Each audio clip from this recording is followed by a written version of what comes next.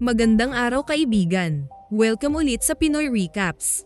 Ang pelikulang ibabahagi ko ngayon ay ang Part 4 ng Bourne series na action thriller movie na The Bourne Legacy na ipinalabas noong 2012. Si Aaron Cross ay si Agent 5 sa Outcome program ng CIA. Inassign siya sa Alaska bilang parusa sa pag-awol sa kanyang trabaho. Kailangan niyang uminom araw-araw ng espesyal nilang gamot na tinatawag na chems para mapanatili ang designed na pampalakas ng kanilang pag-iisip at pangangatawan.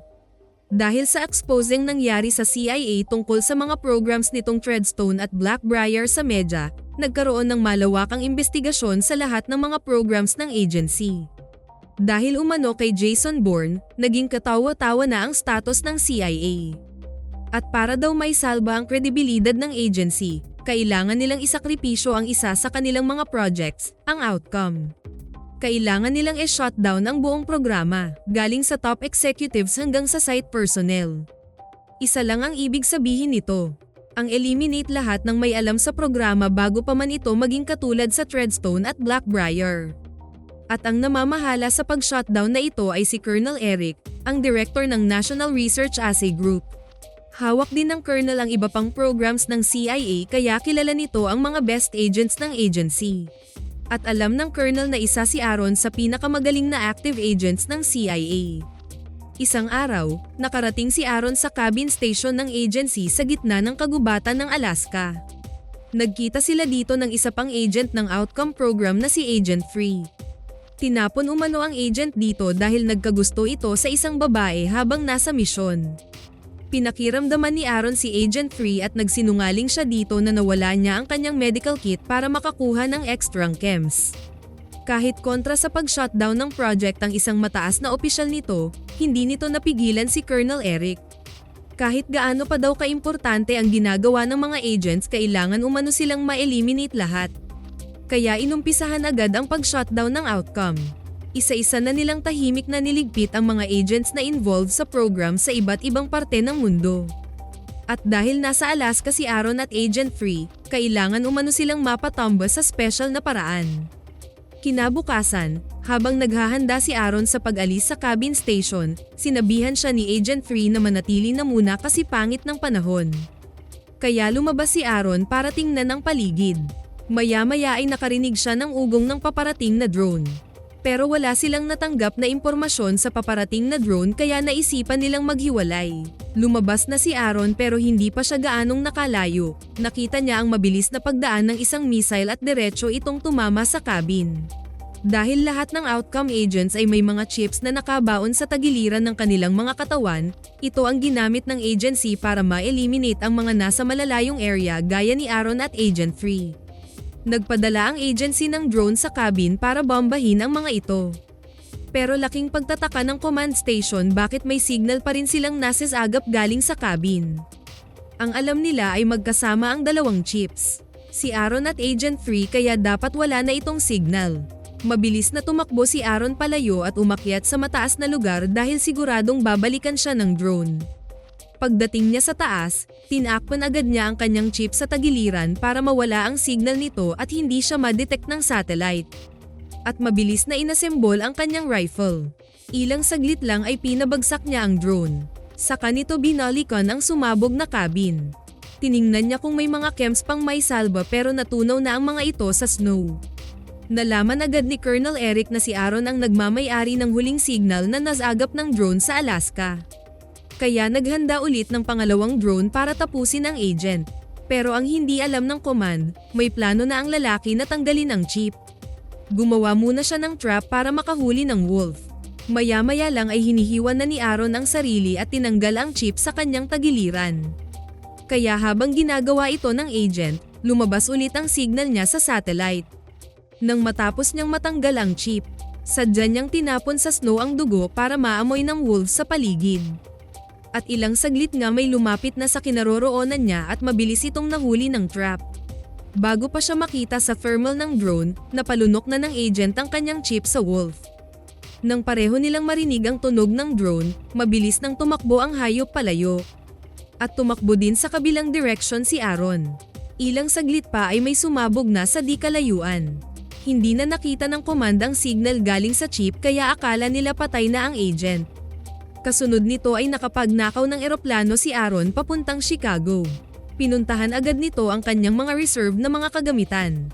Sa kabilang banda, hindi umano naging effective ang pag-expose ni Pamela Landy at Jason Bourne sa Senado ng mga maling program ng CIA. Kakasuhan umano ng treason ang dating deputy director dahil sa pagtulong nito kay Jason sa pagpigil nitong i-shutdown ng isang palpak na program at ang hindi pagpanig sa seguridad ng Amerika sa mga bantang terorismo. Samantala, sa isang laboratory ng Morlanta kung saan ginagawa ang chems para sa mga agents ng Outcome, nagwala ang isang researcher na si Dr. Foyt. Pinagbabaril nito ang mga kasamahan sa trabaho. At bago pa man ito mahuli ng mga security guard, nagbaril na ito sa sarili. Iisang doktor lang ang nakaligtas sa pag-aamok sa laboratory. Ito ay si Dr. Shearing. At lahat ng biktima sa pamamaril ay parte ng outcome program ng CIA. Paglipas ng ilang araw, nanatili muna si Dr. Shearing sa bahay nito. At isang umaga, habang naghahanda ng gamit ang doktor sa kanyang pag-alis para bisitahin ang kanyang kapatid, may mga hindi inaasahang bisita ang babae galing sa agency. Nagkunwaring mga investigador ang mga ito pero ang totoo pinadala pala ito ng command para iligpit din ang doktora. At palalabasin na nag-suicide din siya gaya ni Dr. Foyt. Pero naagapan ito ni Aaron. Niligtas niya ang doktor sa assassination ng agency at itinakas niya ito. Iniligtas ng agent ang babaeng doktor sa pag-aakalang makakuha ito ng program medication sa doktora. Pero walang maibigay si Dr. Shearing dahil taga-develop lang ito at hindi nito alam kung saan ang storage ng mga gamot. At dito din nalaman ni Aaron na ibang chems na pala ang binibigay sa mga kasama niyang agents. Sinabihan siya ng doktor na may paraan para hindi na raw siya mag-take ng medication. Ito ay ang pag-inject sa kanya ng isang totoong virus. Dahil kailangan ng agent ang medication, lumipad ang dalawa papuntang Manila, Philippines kung saan nakabase ang isa pang laboratory ng Morlanta. At para makapasok sila sa Pilipinas, gumamit sila ng pekeng papeles. Sinabihan niya ang doktor na huwag kumontak ng mga kamag-anak o kakilala dahil magiging target umano ang mga ito. Kailangan nilang manahimik muna para mapaniwala ang agency na patay na silang dalawa. Nang mga oras na iyon, hinahanap na ng CIA ang babaeng doktor. Dahil hindi naman alam ng agency na buhay ang agent at tinutulungan nito si Dr. Shearing. Pagdating ng dalawa sa Manila, dumiretso agad sila sa laboratory ng Morlanta.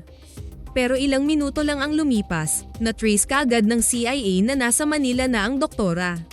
At nalaman na din ng mga ito na buhay pa si Aaron o si Agent 5 ng Outcome Program. Napagtanto ng agency na tinutulungan ni Dr. Shearing si Aaron dahil kailangan ng agent ang medication. Pero dahil wala ngang chems sa lab na iyon, susubukan ng babaeng doktor ang pag-inject ng virus sa agent. Ilang minuto ang lumipas, nakatanggap ng tawag galing sa CIA ang in-charge ng planta pero tapos na nilang gawin ang procedure nang dumating ang ilang security team sa kinaroroonan ni Aaron at ng doktora. Pero mabilis lang itong dinispatcha ng agent. Maya-maya pa tumakas na ang dalawa palabas ng laboratory. Pinagbabaril ni Aaron ang alarm ng planta para magsilabasan ang mga trabahante dito. Nakita sila ng in-charge pero pinatulog ito ng agent at kinuha ang relo, saka tumakas ang dalawa sa planta. Alam ng CIA na kung hindi tagumpay ang procedure ni Dr. Shearing, magiging useless na si Aaron. Hindi na mag-function ang utak nito at madali na umano itong iligpit. Kaya nagpadala agad ng assassin ang agency sa Manila galing ng Thailand. Habang naghahanap sila ng matutuluyan, iba na ang pakiramdam ni Aaron. Maya-maya ay inaalalayan na siya ng doktor na makaakyat at makapahinga. At bago nawala ng malay ang agent, sinabihan nito si Dr. Shearing na umalis na ito dahil nanganganib na ang buhay nito at marami na umano itong naitulong sa kanya. Pero hindi siya iniwan ng babaeng doktora. Nang mga sandaling iyon dumating na ang assassin sa Manila. At nakisabay ito sa mga pulis para matunton nito kung saan namalagi ang dalawa nitong target. Kinabukasan, nagising na si Aaron na maayos na ang pakiramdam nito. At hindi na nito sinuot pa ang kanyang dog tag na may program medication sa loob. Lingid sa kaalaman ng agent, dumating na ang mga pulis sa paligid dahil sa intel ng CIA. At nang pabalik na si Dr. Shearing sa nirentahan nilang bahay, dito niya nakita na napaligiran na ng SWAT team ang bahay. Bigla na lang sumigaw ang doktora para marinig ito ni Aaron. Dahil dito nagmamadali ng tumakas sa may bintana ang agent. At hinahabol din ng mga pulis ang doktora. At ilang saglit pa ay nakihabol na din ang assassin sa dalawa. Nang maabotan ng mga pulis sa eskinita ang babae, nailigtas ito ni Aaron.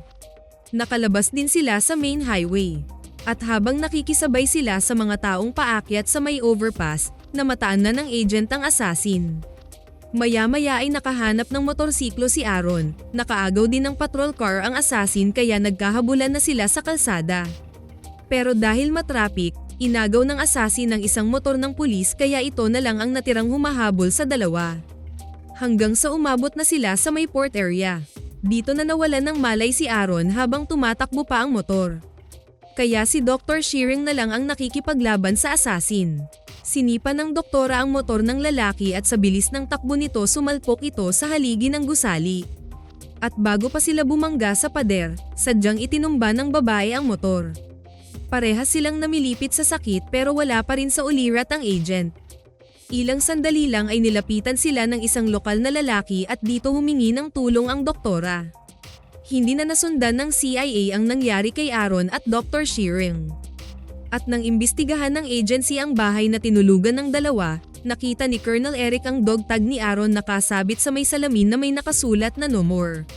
Balik sa US, pinasinungalingan ng CIA Deputy Director na si Vosen ang mga inihayag ni Pamela Landy. Na ang Blackbriar program ay nakakonsentrate lang sa paghuli kay Jason Bourne. At dapat umanong kasuhan ng babae director dahil sa pagtulong nito sa isang kriminal at kalaban ng US. Dahil sa tulong ng lokal na mangingisda sa dalawa, hindi na ito nahuli ng agency. Binigay ni Aaron sa lalaki ang relong nakuha nito sa planta bilang kabayaran sa pagtulong ng mga ito sa kanila. At bumibiyahe na sila papunta sa ibang isla ng Pilipinas. Sana nagustuhan nyo ang pelikulang ito. Maraming salamat sa inyong panonood. Kita-kits tayo sa susunod na video.